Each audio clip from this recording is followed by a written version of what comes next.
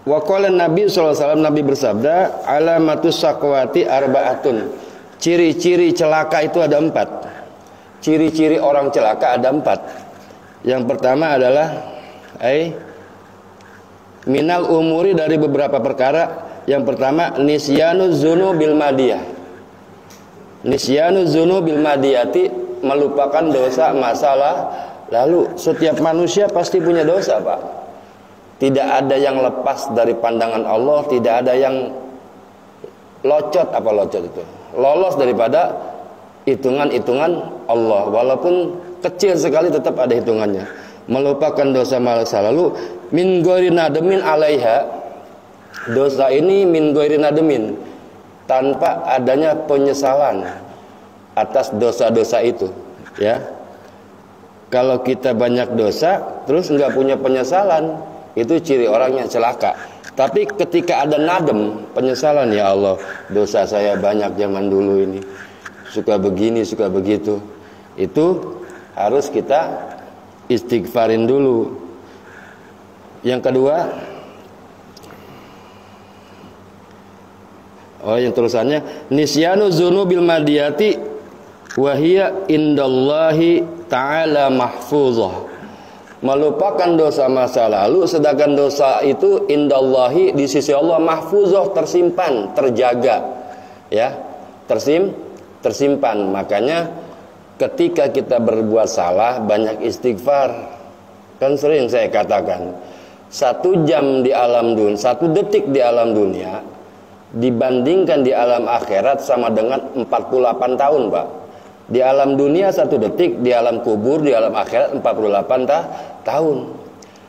1 hari di alam dunia perbandingannya 50.000 tahun di alam akhirat. Ya, paham nggak?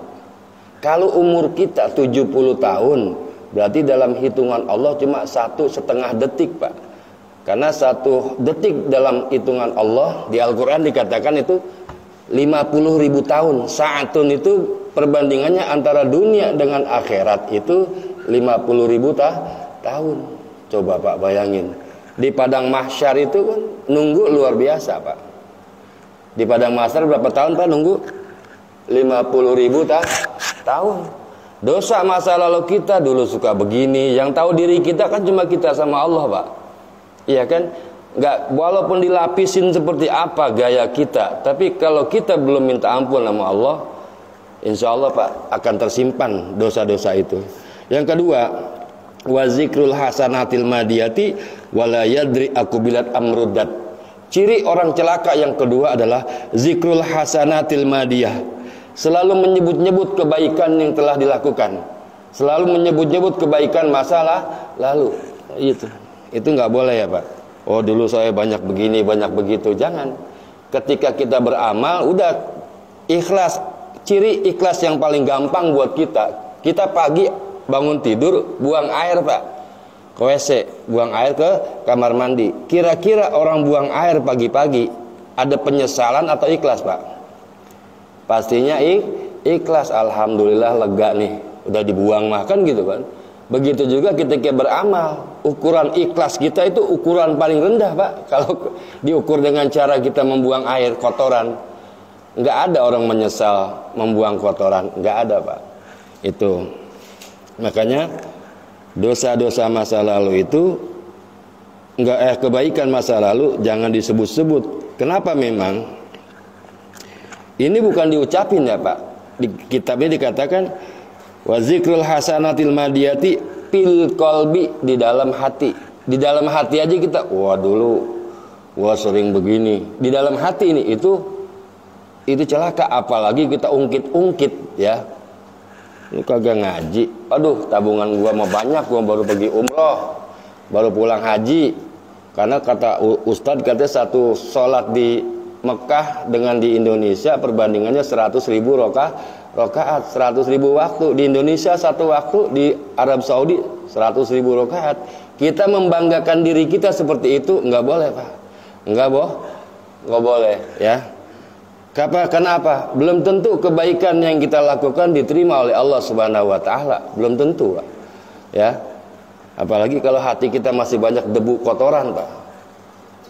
Sulit Pak, surga itu tempat yang sangat-sangat luar biasa. Enggak gampang masuk surga. Pasti banyak proses yang harus kita laluin. Kita berbuat baik aja masih salah, apalagi nggak berbuat baik. Kenapa masih salah? Ketika kebaikan kita sebut-sebut, itu dikatakan oleh Rasul Sallallahu Alaihi Wasallam ciri orang yang celaka. Makanya hindarin Pak. Wala yadri aku bilat amrudat, dan belum tentu kebaikan itu aku bilat apakah diterima, amrudat atau akan ditolak. Tuh ya Pak. Paham Pak? Yang ketiga, wan nazru ila man dunahu.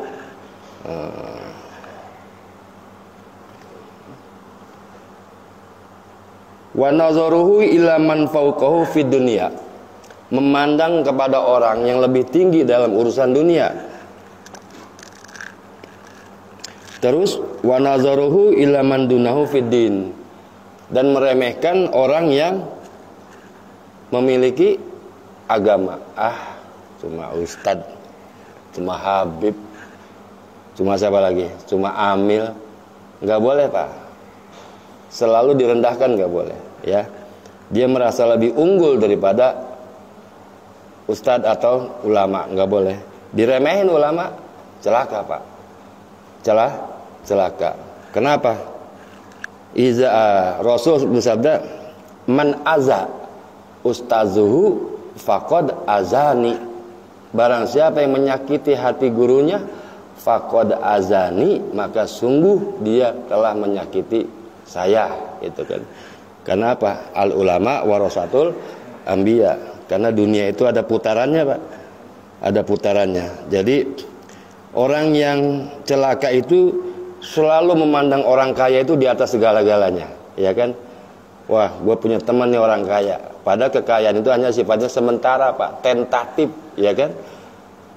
Dunia itu berputar, ada kalanya pentil di atas, ada di samping, ada di bawah. Ketika kita menyadari perputaran hidup itu ada waktunya, kita memandang orang, melihat orang selalu dengan rasa hormat.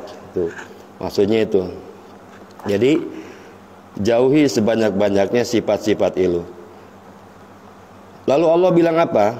Ai amalu sholih walam yaskurullah ala ni'ami amali nafsi, dan tidak pernah bersyukur kepada Allah atas nikmat-nikmat yang dilakukan oleh dirinya sendiri. Itu ciri orang celaka.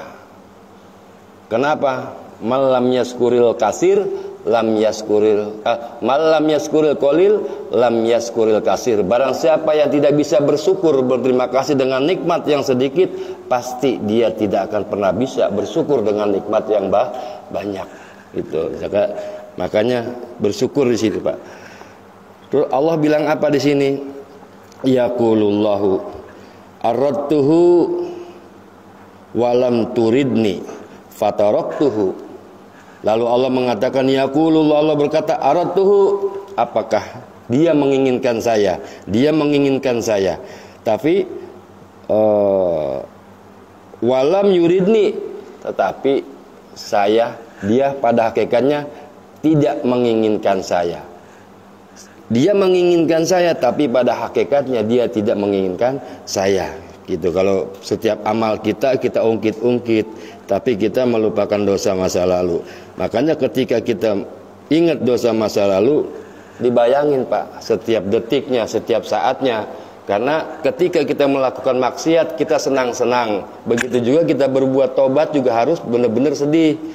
Harus ada nadem, harus ada penyesalan, ya. Mudah-mudahan ada manfaatnya.